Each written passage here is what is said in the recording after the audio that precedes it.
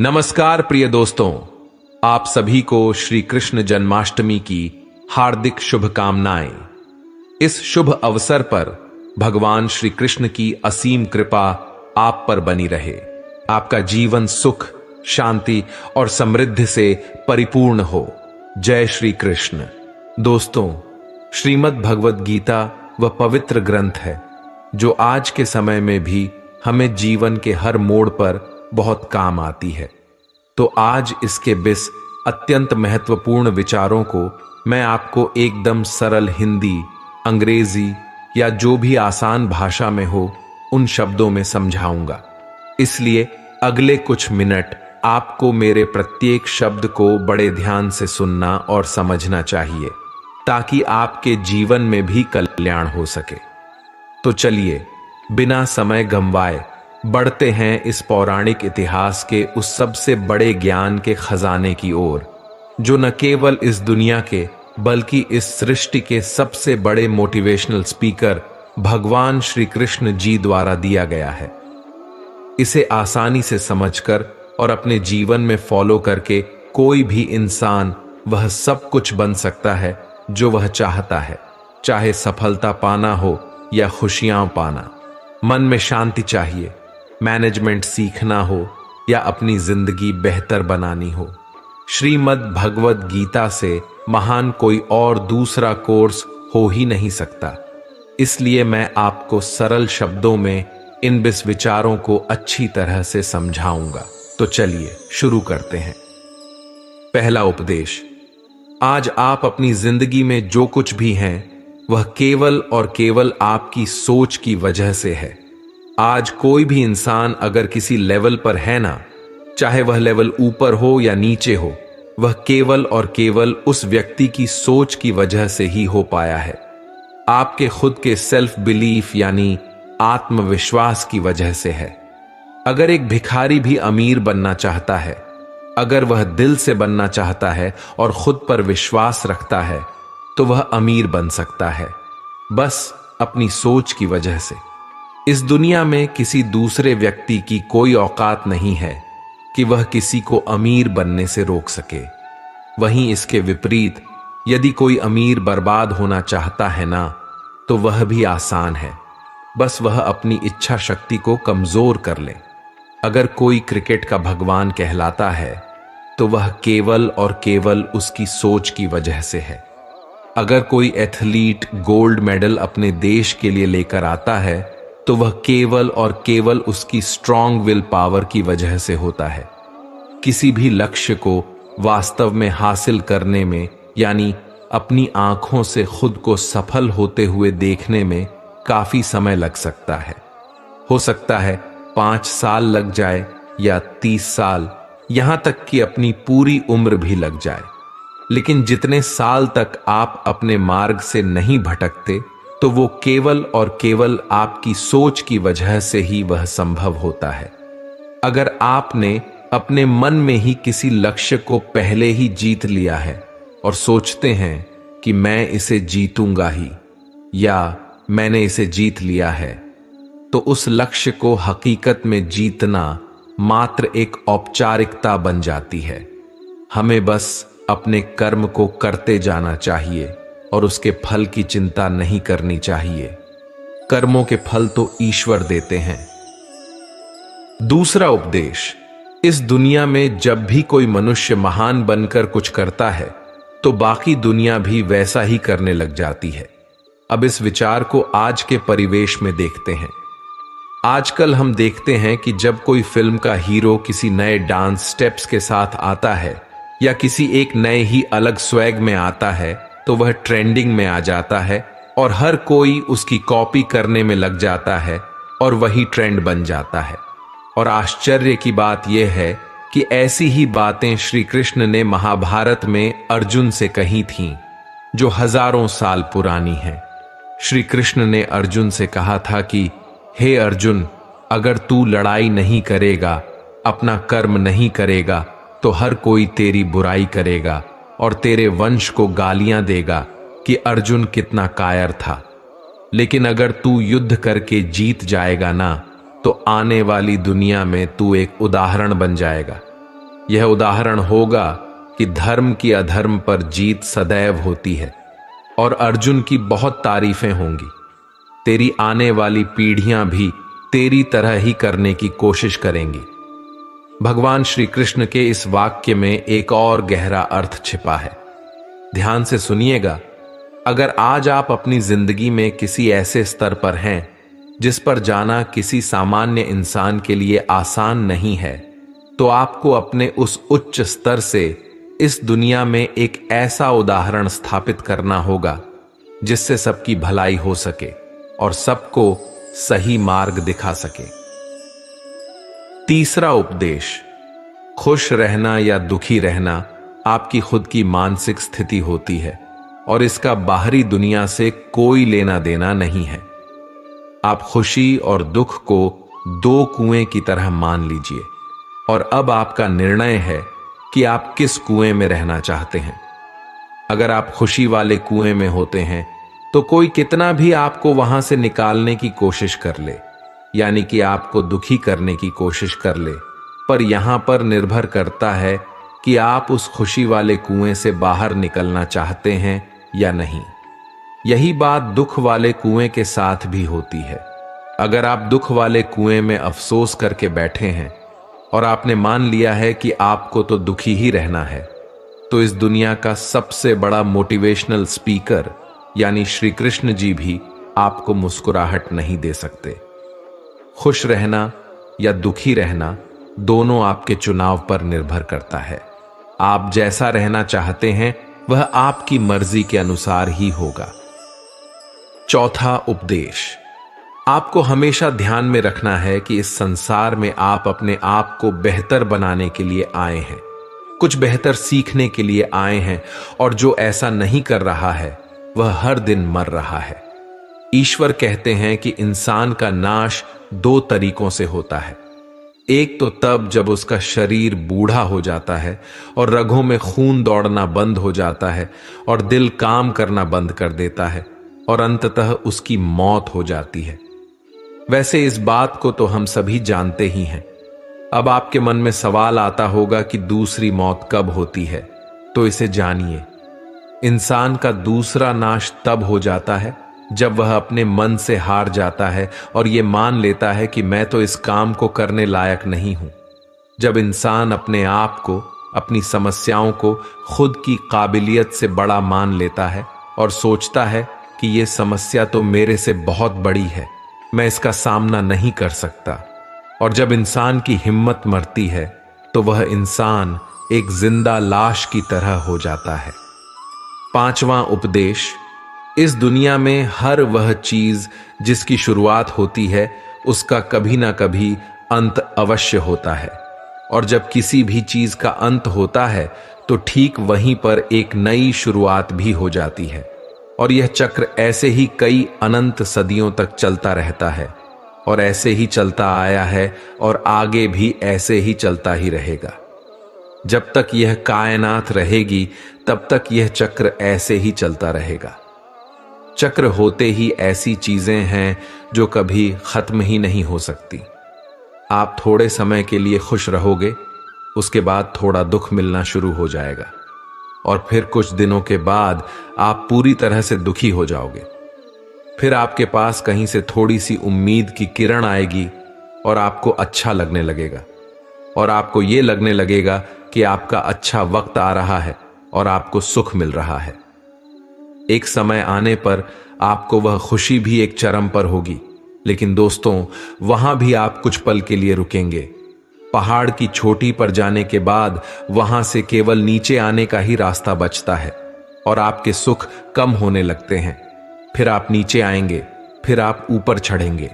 हर वह चीज जिसकी शुरुआत होती है उसका अंत होना तो निश्चित है, चाहे वह हमारा शरीर ही क्यों ना हो। हर वह चीज जिसका अंत होता है उसकी कभी ना कभी शुरुआत अवश्य होती है। इसलिए सुख और दुख की फीलिंग वाले चक्कर में नहीं फंसना चाहिए और हमेशा शांत रहने की कोशिश करनी चाहिए। चाहे कितना भी दुख आपके जीवन में क्यों ना आए, हमेशा शांत रहिए। छठा उपदेश, गुस्सा या एंगर, लालच या ग्रीड और वासना या डिजायर, ये तीनों नरक के दरवाजे होते हैं। अब ये डिजायर या वासना क्या है? बिना किसी मकसद के तो हम जिंदगी जी नहीं सकते, और मकसद पूरा करने के लिए हमारे मन में डिजायर का होना बहुत ही आवश्यक है। लेकिन जब वह मकसद केवल और केवल खुद के लिए हो और आपको इससे कोई फर्क नहीं पड़ता कि आपकी डिजायर की वजह से सामने वाले का कितना नुकसान हो रहा है, तो फिर वह डिजायर बहुत दुख देने वाली बन जाती है, क्योंकि कभी न कभी उसके गलत परिणामों से आपको सामना करना ही पड़ेगा। 7वां उपदेश, अच्छाई और सच्चाई को न तो कभी हराया जा सकता है और न ही कभी छुपाया जा सकता है। इसलिए सच कहने से और अच्छे कर्म करने से कभी भी नहीं डरना चाहिए। इस विषय में ईश्वर कहते हैं कि सच्चाई और सूरज को ज्यादा देर तक छिपाया नहीं जा सकता। एक वक्त आने पर उनको दुनिया के सामने बाहर आना ही पड़ता है। आप उसे सामने आने से रोक नहीं सकते। उसका आज नहीं तो कल उजागर होना तय है।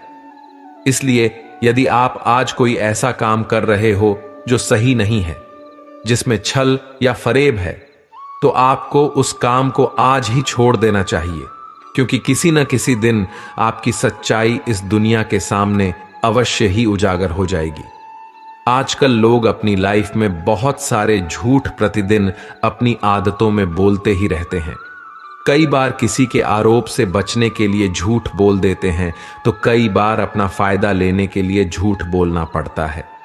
श्रीमद् भगवत गीता में भी यह कहा गया है कि अगर आप कोई ऐसा सच बोलते हैं जिससे किसी मासूम के साथ अन्याय हो जाता हो, तो ऐसा सत्य अच्छा नहीं होता। और अगर आप ऐसा असत्य बोलते हैं जिससे किसी का भला हो जाता है और किसी का नुकसान नहीं होता, तो ऐसा असत्य भी बुरा नहीं होता। ध्यान रहे कि हमारे सत्य या असत्य कहने से किसी का बुरा न हो जाए, किसी के साथ अन्याय न हो जाए। इस वास्तविक सत्य और असत्य को समझना बहुत ही बड़ी बात है। इसीलिए अपने बुद्धि का प्रयोग करके सोच समझकर ही निर्णय लें कि आपको क्या बोलना चाहिए और उसके अनुसार आपको क्या अंततः करना चाहिए। इसलिए श्रीमद् भगवत गीता में कहा गया है कि हमारी आत्मा प्रत्येक जन्म में अपने आप को बेहतर बनाती हुई अपनी यात्रा पर आगे बढ़ती रहती है, और हर जन्म में उसके द्वारा निस्वार्थ भाव से किए गए नेक कर्मों के आधार पर जब एक निश्चित सीमा आ जाती है, तो फिर वह आत्मा परमात्मा में समा जाती है और फिर कभी शरीर को धारण नहीं करना पड़ता है। और इसी आत्मा का परमात्मा में समाने को मोक्ष की प्राप्ति कहलाता है। हमारी जो उत्पत्ति हुई है, अगर उस परम पिता से हुई है जिसे हम भगवान, अल्लाह या किसी अन्य नाम से जानते हैं, तो यह सोचिए कि अगर आपको बनाने वाला वह ईश्वर इतना मजबूत है, तो आप कमजोर कैसे हो सकते हैं? आप भी तो उन्हीं का अंश हैं। तो इसलिए कभी भी अपने मन से हार नहीं माननी चाहिए। 8वां विचार, हमारे शरीर से बड़ी हमारी इंद्रियां होती हैं। हमारी इंद्रियों से बड़े हमारे विचार होते हैं। हमारे विचारों से बड़ी हमारी बुद्धिमत्ता होती है, और जो बुद्धिमानों से भी ऊपर होता है उसे ही आत्मा कहते हैं। यह सीख थोड़ी अलग लग सकती है आपको, लेकिन मैं आपको इस तरीके से समझाऊंगा कि यह आपको समझ में आ ही जाएगा और आप अपनी जीवन में इसे इस्तेमाल कर पाएंगे। श्री कृष्ण भगवत गीता में कहते हैं कि हमारा शरीर तो सबसे नीचा है, जो केवल अपने शरीर के बारे में और उसकी इच्छाओं और कामनाओं के बारे में सोचता है, उसका लेवल सबसे नीचा ही रहेगा। उससे ऊपर उठकर कोई इंसान अपने विचारों में अगर जीता है, तो वहां से चांस होते हैं कि वह कुछ ऐसा भी सोचे जिससे उसकी जिंदगी पूरी तरह से बदल जाए और वह कुछ बड़ा काम कर जाए। और जो विचारों से भी ऊपर उठकर इंटेलिजेंस वाले लेवल में आ जाते हैं, वह अपनी इंटेलिजेंस से अपने विचारों, अपनी कामनाओं और अपने शरीर, इन तीनों को अपने कंट्रोल में रख सकते हैं। और जो इस लेवल पर आ जाता है, जैसा कि श्री कृष्ण बोलते हैं कि कर्म तो कर लीजिए, लेकिन यह सोचकर के मत कीजिए कि मैं कर रहा हूं, बल्कि ये सोचिए कि भगवान कर रहे हैं। और अगर आप ऐसा सोचेंगे तो आप बुद्धिमत्ता के लेवल से भी ऊपर वाले लेवल पर चले जाते हैं। 9वां विचार, जीवन में कुछ भी अच्छा या बुरा बिना किसी कारण के नहीं होता। इसे एक कहानी से समझते हैं। एक समय की बात है, एक गांव में एक गरीब औरत रहती थी। जब उसे एक बच्चा हुआ तो वह बिल्कुल स्वस्थ था, लेकिन एक दिन किसी दुर्घटना की वजह से उस बच्चे की एक उंगली कट गई। उसकी मां बहुत दुखी हो गई और कहने लगी, मेरे बच्चे के साथ ही ऐसा होना था। वह हमेशा भगवान को इसके लिए कोसती थी। पता नहीं भगवान को मुझसे क्या दुश्मनी है जो मेरी ही बच्ची की उंगली काट ली। नाम समय बीतता गया। एक दिन उस गांव में एक साधु के वेश में एक मायावी राक्षस आया। वह राक्षस अपनी शक्तियां बढ़ाने के लिए बहुत सारे बच्चों की बलि चढ़ाने के लिए आया था। उसने उस औरत के बच्चे को भी किडनैप कर लिया। लेकिन जैसे ही वह उस बच्चे की बलि चढ़ाने लगा तो उसे अपने गुरुजी की बात याद आ गई, जिन्होंने उसे शर्त दी थी कि जिस भी बच्चे की तुम बलि चढ़ाओ उसके सभी अंग बिल्कुल सही होने चाहिए। जब उसे उस बच्चे की कटी हुई उंगली के बारे में पता चला तो उसने उसे जिंदा छोड़ दिया। तब उसकी मां को यह समझ आया कि जो भी होता है अच्छे के लिए ही होता है। यह कहानी हमें यही सिखाती है कि इस दुनिया में जो कुछ भी होता है, चाहे वह अच्छा हो या बुरा, वह कभी भी बिना किसी कारण के नहीं होता और वह अच्छे के लिए ही होता है। अब हम गुस्से से होने वाले नुकसान को समझते हैं। गुस्सा इस बात का सबसे बड़ा सबूत है कि हम कितना कमजोर हो गए हैं। सीधी सी बात है, जो इंसान बहुत ज्यादा गुस्सा करता है वह बहुत ज्यादा कमजोर होता है। वैसे अगर आपने किसी के अच्छे के लिए अपने गुस्से की एक्टिंग कर ली तो कोई दिक्कत नहीं, वह चलेगा। लेकिन यह बहुत बुरी बात है कि हमने इतना गुस्सा कर लिया कि अपनी बीपी हाई कर ली, आंखें लाल हो गईं, पसीना आ गया और हम अपने कंट्रोल से बाहर हो गए। हमने अपना आपा ही खो दिया। अब लालच के बुरे परिणामों को जानते हैं। सोने के अंडे देने वाली मुर्गी की कहानी तो आपने सुनी ही होगी। इस कहानी में एक मुर्गी सोने का अंडा देती थी, लेकिन एक दिन उसके मालिक को लालच आ गया और उसने सोचा कि अगर मुर्गी रोज अंडा दे रही है तो उसके पेट में न जाने कितने अंडे होंगे। उसने सोचा, मैं रोज रोज एक अंडा नहीं चाहता, मुझे बहुत सारे अंडे चाहिए। मैं आज ही इस मुर्गी का पेट काटकर सारे अंडे निकाल लूंगा। और अंत में क्या हुआ, मुर्गी मर गई और उसे अगले दिन से कुछ भी नहीं मिला। जितना वह रोज पा रहा था वह भी उसके लालच के कारण उसके हाथ से चला गया। इसलिए याद रखें, गुस्सा यानी एंगर, डिजायर यानी वासना और लालच यानी ग्रीड, ये तीनों नरक के दरवाजे हैं। ध्यान रखें, और ये मरने के बाद वाले नरक नहीं है, बल्कि जीते जी नरक के समान जिंदगी जीने के समान है। यह जीते जी नरक के समान जिंदगी जीना, जब मनुष्य मरकर नरक जाता है तो उससे भी काफी बुरा होता है। 10वां उपदेश, इस संसार में सबसे ज्यादा हिम्मत वाले और सबसे ज्यादा ताकत वाले वे लोग होते हैं जो माफ करना जानते हैं। आप एक बार सोचकर देखिए, भगवान को कौन सी चीज भगवान बनाती है। श्रीमद् भगवद गीता में श्री कृष्ण ने कहा था कि चाहे कोई कितना भी पापी इंसान हो, अगर वह भी अपने बुरे कर्म छोड़कर अच्छे कर्म करना शुरू कर देता है ना, तो उसे भी ईश्वर अपना ही लेते हैं।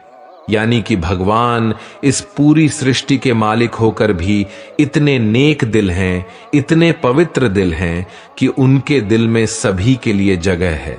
उनके लिए सब एक समान है। महान व्यक्तित्व की निशानी माफ करना होता है, क्योंकि जो माफ नहीं कर सकता है वह किसी न किसी रूप में या किसी न किसी नजरिए में सामने वाले से बड़ा हो, चाहे वह उम्र में बड़ा हो, या चाहे वो अच्छे कर्म करके बड़ा बना हो, या चाहे बहुत सारे पैसे कमाकर बड़ा बना हो। किसी की गलती पर नाराज होना या उस पर गुस्सा करना तो बहुत आसान होता है, कोई भी कर सकता है। लेकिन हिम्मत वाले लोग ही गलती करने वाले को माफ करके उसे सुधारने का एक और मौका दे सकते हैं। 11वां उपदेश। मनुष्य जन्म के समय नंगा होता है और मरने के बाद भी उसे इसी रूप में जलाया जाता है। उसके साथ कुछ भी नहीं जाता, वह कुछ भी लेकर जा ही नहीं सकता। जिंदगी में जो कुछ भी आपको यहां आने के बाद मिलता है, वह यहां आने से पहले किसी और का था, और जब आप यहां से चले जाएंगे तो वह सब किसी और का हो जाएगा। जो पैसा आज आपके पास है, जो नाम आपके पास है, जिस पोजीशन पर आप हैं, उस पोजीशन पर आपसे पहले कोई और था। आज भले ही आप वहां हैं, लेकिन कल को कोई और वह जगह आपसे छीन लेगा, और यही सृष्टि का नियम है। और यह भगवद गीता की सबसे बड़ी सीख है, जो आज हर एक पृथ्वीवासी को समझनी चाहिए। तो अगर बदलाव इस दुनिया का नियम है, तो फिर ऐसी कौन सी चीज है जो हमेशा के लिए रहती है? आखिर कोई तो चीज होगी जो आपके जाने के बाद भी इस दुनिया में रहेंगी ही। वह चीज है इंसानियत। इसलिए सबसे पहले आप एक अच्छा इंसान बने। हर एक मनुष्य उस परमात्मा का ही तो अंश है, और हमारे सीधे कनेक्शन उस परमात्मा से ही तो जुड़े हुए हैं। हमारी आत्मा कभी गलत नहीं हो सकती, पर हम शरीर के सुखों के लिए गलत कामों में लग जाते हैं, और उनका नतीजा भी गलत ही होता है। खैर छोड़िए, आज हमारे पास जो कुछ भी है, चाहे वह प्यार हो, कोई रिश्ता हो, पैसा हो या नाम हो, वह हमसे एक न एक दिन जरूर छिन जाएगा, दूर चला जाएगा। और यही सृष्टि का नियम है कि जो कल किसी और का था, वह आज आपका है। लेकिन आज जो आपका है ना, वह आने वाले कल में किसी और का हो जाएगा। 12वां उपदेश। लाइफ न तो पास्ट में है और न ही फ्यूचर में। अगर लाइफ है तो वह केवल वर्तमान में ही है। हम पास्ट को याद तो कर सकते हैं, और उसमें किए गए कर्मों के फल को हमें भुगतना तो पड़ता ही है। यहां तक कि आज की डेट में हम जो भी काम कर रहे हैं, उसके परिणाम हमें भविष्य में अवश्य ही मिलेंगे। इसलिए हमारा उद्देश्य होना चाहिए कि हम आज अपने वर्तमान में अपने कर्म करने में मन लगाएं, क्योंकि जो भी काम आज हम करते हैं, वह एक बीज की तरह ही होता है, और यह कर्म रूपी बीज जो है, वो भविष्य में पनपेगा ही। और यह निर्भर करता है कि वह बीज कैसा है, और उस कर्म रूपी बीज के अनुसार ही कभी कभी जल्द ही, कभी कभी थोड़ा लेट से उसका पेड़ बड्ढा होता है, लेकिन उस कर्म बीज से पेड़ अवश्य बनता है। इसलिए सदैव हमें अच्छे कर्म करने चाहिए। 13वां उपदेश। दूसरों की गुलामी करके खुश रहने की बजाय स्वयं को आजाद रखकर खुद के दुखों का सामना करना चाहिए, चाहे आपकी जिंदगी में कितने ही दुख क्यों न हो। भगवद गीता में गुलामी को मौत से भी बदतर या बुरा बताया गया है। इंसान किस किस का गुलाम नहीं है, वह अपने विचारों का, अपने दिमाग का गुलाम है। और यहां तक कि आज हम अपने मोबाइल फोन के भी गुलाम हो गए हैं। किसी के यहां गुलाम बनकर काम कर रहे हैं। दूसरों का साथ लेना और दूसरों का गुलाम बनना, इन दोनों के बीच एक पतली सी रेखा है, और इस रेखा के उस पार अगर आप चले गए तो समझो आप किसी के गुलाम बन गए। और वो रेखा है सेल्फ रिस्पेक्ट की, यानी कि आत्मसम्मान की। जब तक इंसान अपनी सेल्फ रिस्पेक्ट यानी आत्मसम्मान के दायरे में काम करता है, तब तक वह आजाद बना रहता है। लेकिन जैसे ही वह किसी के सामने इतना गिर जाता है कि उसका आत्मसम्मान समाप्त होने लगता है, तब उसकी जिंदगी में समस्याएं आने लगती हैं और वह गुलाम बन जाता है। इसलिए दूसरों की गुलामी में खुश रहने से बेहतर है कि आजाद रहकर खुद की समस्याओं का सामना किया जाए। 14वां उपदेश। आप हर काम करने के लिए स्वतंत्र हैं, लेकिन आपको कभी भी खुद को उस काम में मिलने वाली हार या जीत से बांधकर नहीं रखना चाहिए। यह एकमात्र ऐसी चीज है जिसे अगर इंसान समझ ले तो उसके सारे दुखों का अंत हो जाता है और वह बिना मार्ग भटके हुए मेहनत कर सकता है। और इस दुनिया में ऐसी कोई मंजिल नहीं बचेगी जिसे वह फिर हासिल न कर सके। और सबसे शानदार बात यह होगी कि बहुत कुछ प्राप्त करने के बाद भी उसे कभी घमंड नहीं होगा। आपका कभी भी किसी काम को करने का उद्देश्य यह नहीं होना चाहिए कि अगर मैं यह काम कर लूंगा तो मुझे यह फल मिलेगा। ज्यादातर लोग यह सोचते हैं कि हम मेहनत तो करते हैं, लेकिन उस मेहनत से ज्यादा हमारे मन में किसी चीज को पाने की कामना होती है। हम हर वक्त यह सोचते रहते हैं कि मैं इतनी ज्यादा मेहनत कर रहा हूं तो मुझे तो सफलता मिलेगी ही मिलेगी, मुझे सफलता मिलने ही चाहिए। हमारी उम्मीदें इतनी ज्यादा हो जाती हैं कि हमारी मेहनत ही कम पड़ने लग जाती है। लेकिन अगर आप अपने काम में सफल नहीं हो पाते तो एक बात आपको अवश्य याद रखनी चाहिए कि अगर आप इस काम में सफल नहीं हुए हैं तो कोई ना कोई और इस काम में सफल अवश्य हुआ होगा, क्योंकि उसने आपसे ज्यादा मेहनत की होगी।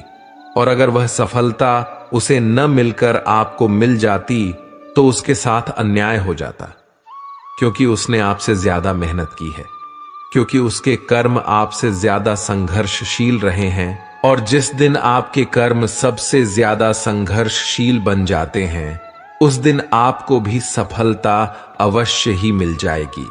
श्रीमद् भगवद गीता में श्री कृष्ण अर्जुन से कहते हैं कि हे अर्जुन, तुम अपने कर्म के फल की चिंता करना छोड़ दो। तुम चाहे यह लड़ाई जीतो या हारो, अंत में तुम्हें मेरे पास ही आना है। इसलिए इस युद्ध के परिणाम के बारे में मत सोचो। यह समझकर लड़ाई करो कि यह लड़ाई तुम नहीं बल्कि मैं स्वयं श्री कृष्ण लड़ रहा हूं, और फिर इस युद्ध का परिणाम जो भी होगा वह मैं यानी स्वयं श्री कृष्ण दूंगा। महाभारत के युद्ध में अर्जुन को केवल लड़ाई लड़नी थी, इसलिए वह लड़ा और परिणाम देना श्री कृष्ण का काम था और उन्होंने वही किया। श्री कृष्ण ने अर्जुन से कहा कि तू तो केवल एक जरिया है, उस काम को करने का माध्यम है। तू तो केवल एक छोटी सी वजह है उस कर्म के पूरा होने की, पर वास्तव में उस काम को तो मैं श्री कृष्ण ही कर रहा हूं। दोस्तों, आप केवल अपनी मेहनत करने पर ध्यान दीजिए। कोई आपको चाहे कितना भी कहे कि तुम अपने जीवन में कुछ नहीं कर सकते, तुम सफल नहीं हो सकते, तो आपको उसकी बातों पर ध्यान नहीं देना है। अगर आप उसकी बातों पर ध्यान देंगे तो नुकसान आपका ही होगा। इसलिए उसकी बातों को अनसुना करके केवल और केवल अपने कर्म करते रहना है। 15वां विचार, आप किसी भी स्थिति में बिना कर्म किए और बिना उसका फल पाए नहीं रह सकते। ऐसा हो ही नहीं सकता कि इंसान का शरीर एक सेकंड के लिए भी बिना कर्म किए रह सके। ऐसा हो ही नहीं सकता कि सृष्टि का कोई भी कण एक सेकंड के लिए भी बिना किसी कर्म के रह सके। कर्म करना हमारे जीवन का हिस्सा है। अगर हम सोचते भी हैं ना, तो भी हमारा दिमाग नहीं सोता।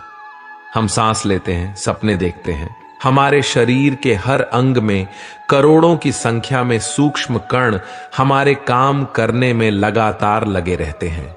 अपने कर्म करने से हम कभी भाग नहीं सकते, और यह ईश्वर का भी कहना है कि हमें कभी भी अपने कर्म में बंद करके नहीं रहना चाहिए। समझ नहीं आया? देखिए, हम ना तो किसी भी पल कोई काम किए बिना रह सकते और ना ही हमें कर्मों से भागना चाहिए। आसान शब्दों में यह है कि हमें जो भी करना है यह मानकर करें कि करने वाला मैं नहीं, बल्कि इसे करने वाला तो ऊपर वाला ईश्वर है। मैं तो सिर्फ इस कर्म को पूरा करने का एक माध्यम मात्र हूं, कठपुतली की तरह। इसे करने के लिए यह काम मैं नहीं कर रहा हूं, बल्कि यह काम मेरे द्वारा स्वतः हो रहा है, यानी मेरे द्वारा कराया जा रहा है। और जब हम इस तरह से सोचने लगेंगे तो हमें कभी कोई भी दुख नहीं होगा, हमें कभी अफसोस ही नहीं होगा और कभी घमंड भी नहीं होगा। 16वां विचार, यदि आप जिंदगी में मन से कुछ पाना चाहते हैं तो इसके लिए आपको संघर्ष तो करना ही पड़ेगा। अगर आप संघर्ष नहीं करना चाहते हैं तो आपको इस बात का दुख बिल्कुल भी नहीं होना चाहिए कि आपको तो वह सब प्राप्त नहीं हो सका जो आप हासिल करना चाहते थे। आपको अपने साथ हुए परिणामों को स्वीकारना ही होगा। वहीं दूसरी ओर, अगर आपको अपने कर्मों का अच्छा परिणाम चाहिए या आपके लिए अपनी जिंदगी में कुछ हासिल करना बहुत आवश्यक है, तो फिर आपको यह नहीं देखना है कि मेहनत करने का सही समय कौन सा है। आपको भूख, प्यास, नींद, गर्मी या सर्दी का ध्यान नहीं रखना चाहिए। अगर आप जिंदगी में कुछ पाना चाहते हैं या किसी लक्ष्य को दिल से पाना चाहते हैं तो इसके लिए आपको संघर्ष तो करना ही पड़ेगा।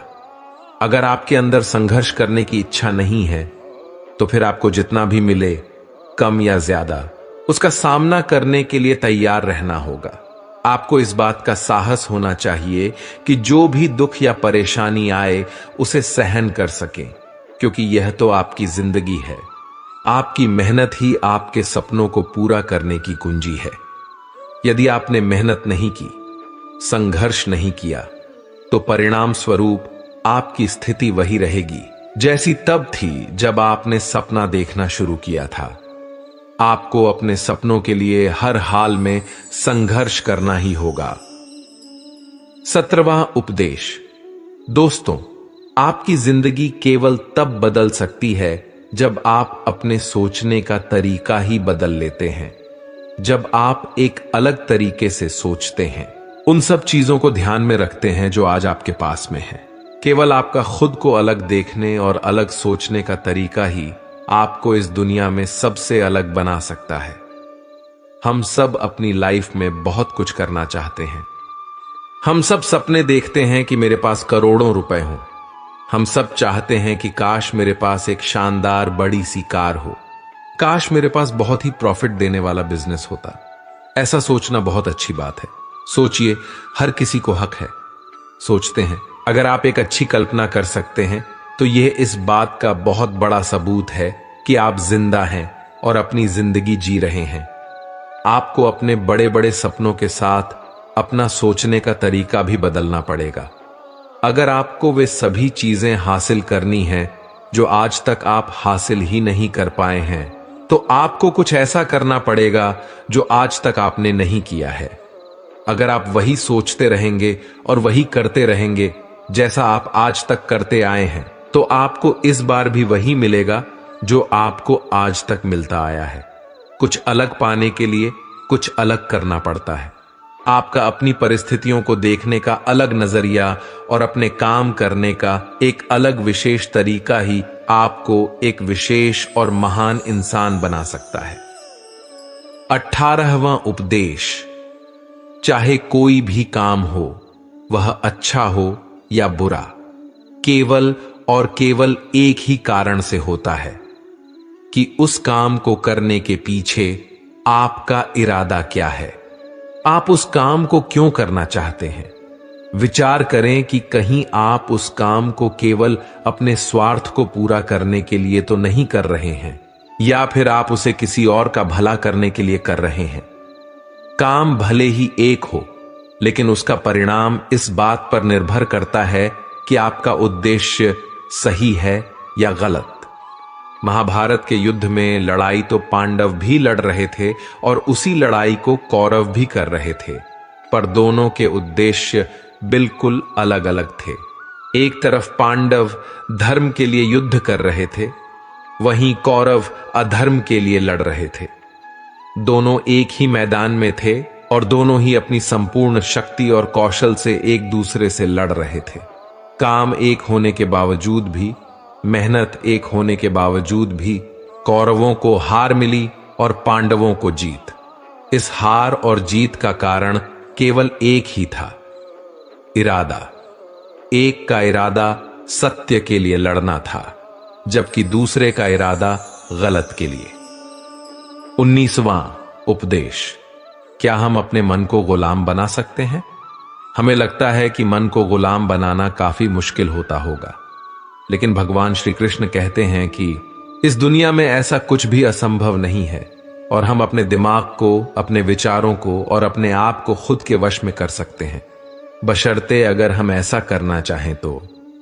अगर हम इसका अभ्यास करते रहें तो हम अपने मन को काबू कर सकते हैं। जब श्री कृष्ण अर्जुन से कहते हैं कि हे अर्जुन, तुझे अपने मन को काबू में रखकर अभी केवल और केवल अपने युद्ध पर ध्यान देना चाहिए, तो अर्जुन इस पर सवाल करते हैं, हे कृष्ण, आपने तो कह तो दिया कि यह मन हर बीमारी और सभी दुखों की जड़ है, पर ऐसा तो हो ही नहीं सकता कि इंसान अपने मन को पूरी तरह से अपने काबू में कर ले। तो फिर ऐसा कौन सा तरीका है जिससे मैं अपने मन को काबू में कर सकूं? तो भगवान श्री कृष्ण जवाब में कहते हैं कि दुनिया में ऐसा कोई काम नहीं है जिसे इंसान नहीं कर सकता। असंभव कुछ भी नहीं होता। प्रयास से हर काम को सफल बनाया जा सकता है। अगर कोई किसी पहाड़ पर विजय प्राप्त करना चाहता है और अगर वह ऐसा एक बार में नहीं कर पाता, तो उसे अपनी कोशिश जारी रखनी चाहिए, रोकनी नहीं चाहिए। अगर आप किसी काम में असफल हो रहे हैं और अगर आपको उसमें सफलता प्राप्त करनी है, तो आपको अपने असफल होने की दर को बढ़ानी चाहिए। एक महान इंसान ने कहा है कि आपको केवल इस बात से मतलब रखना चाहिए कि अगर मुझे पहाड़ पर चढ़ना है ना, तो मुझे बस चढ़ना है। आपको इस बात से मतलब नहीं रखना है कि आपको 10 बार प्रैक्टिस करनी पड़ेगी या 100 बार या 1000 बार आपको चांस लेना पड़ेगा। अगर आपको चढ़ना है तो मतलब चढ़ना है। और जब आप प्रैक्टिस करेंगे तो ये मन के विचारों वाले पहाड़ है ना, उसको भी आप काबू कर ही लेंगे। श्री कृष्ण कहते हैं कि अभ्यास से सब संभव है, चाहे वह कोई काम करना हो या मन को काबू में रखना हो। 20वां उपदेश। इस दुनिया में सबसे शांत इंसान केवल वह है जिसकी बुद्धि और आत्मा दोनों की सोच एक समान हो जाती है। जिसके दिमाग और दिल दोनों एक ही पक्ष में हो, वह इंसान हमेशा खुश रह सकता है। लेकिन हां, वह इंसान कभी खुश नहीं रह सकता जिसके विचारों में बहुत सारी कामनाएं होती हैं। और जब ये कामनाएं किसी कारणवश पूरी नहीं होती, तो उस व्यक्ति के मन में क्रोध पैदा हो जाता है कि मेरा ये काम तो नहीं हो पा रहा। अगर आप अपने मन को स्वयं के नियंत्रण में रख लें, तो आप वह सब कर सकते हैं जो आप करना चाहते हैं और जो वास्तव में सही है और आपको मन की संतुष्टि देता है। ऐसे में आप सदैव अपने मन को खुश रख पाएंगे। हमारा मन अगर अशांत रहता है, तो इसका सबसे बड़ा कारण यह है कि हम बहुत सारी इच्छाओं के पूरे होने की शर्त पर अपनी खुशियों को बांध कर रखते हैं। हमारी यह सोच होती है कि जब हमारी इच्छाएं पूरी होंगी तभी हम खुश हो पाएंगे। अगर हमारे मन में यह सवाल है कि खुशियां क्या हैं, तो इसका जवाब होना चाहिए कि खुशियां केवल हमारी मानसिक अवस्था होती हैं। इसलिए ही तो भगवत गीता में कहा गया है कि जो आपका मन करे वही कीजिए। अगर आपका मन करता है कि आप खुले आसमान में उड़ान भरें, तो उड़ान भरिए ना। अपने मन में आने वाले विचारों को दिल से एक होने दीजिए, उन्हें कभी भी बंधनों में मत बांधिए। दोस्तों, अगर इस वीडियो से आपने कुछ भी सीखा हो तो इस वीडियो को एक लाइक कर दीजिए और इस चैनल को सब्सक्राइब कर दीजिए और कमेंट में जय श्री राधे कृष्ण अवश्य लिखिए। आपका भला हो। धन्यवाद।